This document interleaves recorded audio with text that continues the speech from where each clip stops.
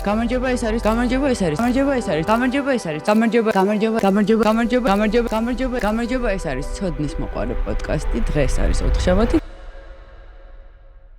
რა მოხდა 2025 წელს მოდით ერთად შევაჯამოთ 2025 წელს კიდევ ერთხელ დავწმუნდი რომ ეს პოდკასტი არ არის მხოლოდ ეპიზოდები, გამოწერები, მოწონებები, კომენტარები, არამედ ეს არის და იქნება ადამიანები, რომლებიც წერენ კომენტარებს, წერენ პირადად, მიზერებენ საკუთარ ტკივილს, დარდს და სიხარულს. ხშირად უცხო ადამიანები მენდობიან ისე, როგორც ყველაზე ახლობელს. იყო დღეები, როცა თქვენი ერთი შეტყობინება ამ თელ დღეს სვლიდა და ის სიტყვები, რომელიც მოდიოდა, ზუსტად იმ მომენტში მჭირდებოდა. და რა თქმა უნდა, ცოდნის მოყარე პოდკასტის სტუმრები ეს არიან ის ადამიანები, რომლებიც გვიზიარებენ საკუთარ გამოცდილებას და წლების განმავლობაში დაგროვებულ არა მხოლოდ მშრალ ცოდნას, არამედ იმ ემოციას, რაც იმ მაგიდაზე რამოდენიმე საათის განმავლობაში ხდება. ჩემთვის კი როგორც მასპინძელისთვის ყველაზე სასიამოვნო არის, როდესაც სტუმარი რამოდენიმე საათის ან დღის შემდეგ მომწერს, რომ ძალიან ისიამოვნა და სიამოვნებით დაბრუნდებოდა ჩემთან სტუმრად.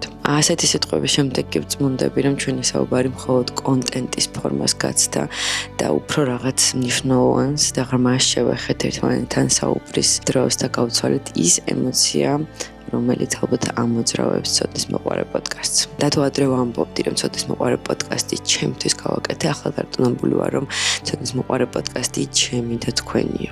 ჩვენ ერთად გავდივართ თითქმის ყველა ეტაპს, ერთად ვცვავთ კითხვებს, ერთად გვიხარია, ერთად გვწყინს, ერთად გვტკივა, ერთად გვიკვირს და ერთად ვბედნიერდებით მიღებული ცოდნით. ახლა კი ემოციური დაწყების შემდეგ ერთად შევაჯამოთ ცოდნის მოყარე პოდკასტი. 2025 წლის ბოლოს ჩვენ უკვე 55,000-ზე მეტნი ვართ. ჯამში ჩაიწერა 72 ეპიზოდი და გვაქვს 3.5 მილიონზე მეტი ნახვა. პოდკასტის ეპიზოდებში ადამიანების ჩართულობა უფრო მეტად იზრდება და იწერება კომენტარები, რომელსაც ხშირად აღნიშნავენ მაყურებლები, რომ მათი კითხვა კიდევ ცალკე სიამოვნება არის. 2025 წელს პირველად დავდა მოგზაურობის ვიდეო ჯადოსნური ინდოეთიდან და აქ ჩემი თავი წარმოვაჩინე როგორც არა მხოლოდ წამყვანი, არამედ როგორც მოგზაური დამკვირვებელი და ამბის მომყოლი. მიუხედავად იმისა, რომ ვიდეოს მონტაჟი არაფრად არ ვარგა, თქვენი მოწონება მაინც დაიმსახურა და მადლობა ამისთვის. 2026 წელს მსგავსი ტიპის ვიდეოები უფრო მეტი იქნება და კიდევ უფრო ძალიან საინტერესო და მაგარ პროექტს შემოგთავაზებთ ამ მიმართულებით. 2025 წელს გავაკეთეთ ციგნის კლუბი, რომელიც ამ ეტაპზე შეჩერებულია და ეს ციგნის კლუბი მიუხედავად იმისა, რომ ჩემთვის ძალიან ღირებული და საინტერესო ექსპერიმენტალური გამოცდილება იყო, ამ ციგნის კლუბმა მიმახვედრა, რომ ჯობია რაღაცები გააჩერო, იმისთვის რომ არ გადაიწო. და ხანდახან გაჩერებაში უფრო მეტი ძალაა, ვიდრე გაგრძელებაში. ამ ციგნის კლუბის სპეციფიკაზე ვმუშაობ და შესაძლებელია 2026 წელს უფრო საინტერესო ფორმატით შემოგთავაზოთ. 2025 წელს გავაკეთეთ სემინარები, ვორქშოპები და რეტრიტი. ვორქშოპი იყო ნუგარ ძიციგურთან ერთად, რომელზეც ბევრი ვისაუბრე ადრეს და ფანტასტიკურად ჩაიარა და საუბრად გავაგრძელებთ 2026-იც. ასევე გავაკეთეთ სემინარი დავით კანდელაკთან ერთად, რომელიც იყო გონების აფეთქება და სრული სიგიჟე, როგორც თვითონ უწოდებს და მე ვფიქრობ 2026 წელს კიდევ ერთხელ შემოგთავაზებთ ასეთ სემინარს და ალბათ წლის ყველაზე დიდი გამოწვევა იყო რეტრიტი გუდაურში, რომელიც ია ბერსენაძესთან და ბაქარ აბრამიშვილთან ერთად ჩავატარეთ 3 დღიანი, რომელიც ფანტასტიკური იყო. ჩემი ძალების კიდევ ერთხელ გამოცდა, რამდენად შევძლებდი მარტოს გამერთვა თავი ორგანიზებისთვის და ყოველთვის ერთად მოგვარებისთვის და მე შევწელი და ჩვენ ეს შევწელით. და პატარა გამარჯვებაც ჰქონდა ჩავატარე პირველად ჩემი მასწავლებლების გარეშე ბგერითი თერაპიის სეანსი და ასევე ესეც წარმატებით დასრულდა. სემინარები და რეტრიტები 2026 წელს კიდევ უფრო მეტი იქნება, უფრო დახუნწული იქნება, უფრო საინტერესო იქნება, ასე რომ არ გამოგრჩეთ, იყავით ჩვენთან ერთად. ინფორმაციას ვავრცელებ ხოლმე ყველგან, სოციალურ ქსელებში, Facebook-ზე, Instagram-ზე, TikTok-ზე და ასევე YouTube-ზეც. არ უნდა გამომჩნდეს ის ნახვები, რასაც აგროვებს სოციალური ქსელის ამონარიდები, Instagram-ზე იქნება, Facebook-ზე იქნება თუ TikTok-ზე იქნება, ეს ცალკე დასაფასებელია და ცალკე მადლიერებას იმსახურებს ჩემი მხრიდან მსმენელის და მაყურებლის. მოდით დავუბრუნდეთ ეპიზოდებს. მინდა გამოვყოთ ჩემთვის 3 ყველაზე მნიშვნელოვანი და გამორჩეული ეპიზოდი, რაც ცოდნის მოყარე პოდკასტის ისტორიაში ჩაწერილა.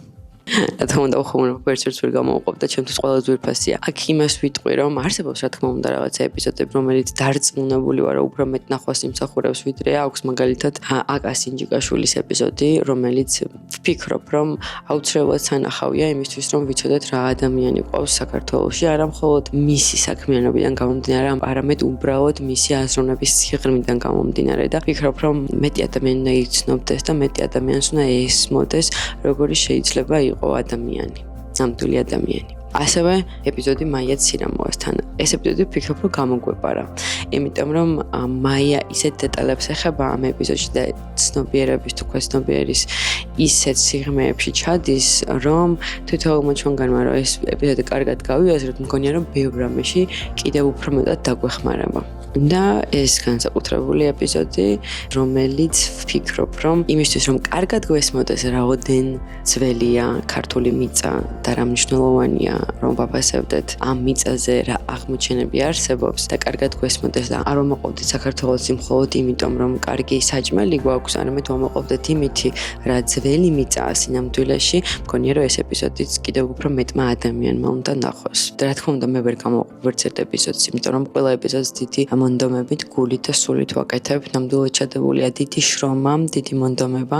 რა თქმა უნდა შეცდომებიც ხდება და ყოფილა ალბათ ეპიზოდი რომელმაც შეიძლება თვლით რომ მეტი გაგიცრუათ, თუმცა ყველაფერი ხდება.